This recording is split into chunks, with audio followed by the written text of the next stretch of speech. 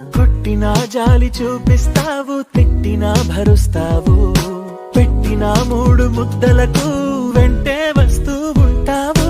బంధాలకు భాషెందుకు కావాలి భావాంతరం, అయినోళ్లతో పోలిస్తే నీదే పెద్ద గుణం. ఓ చార్లీ వెళ్ళకు ఎప్పుడు దూరంగా ఉండై నాతోనే ఇలగిలగా వెలుగే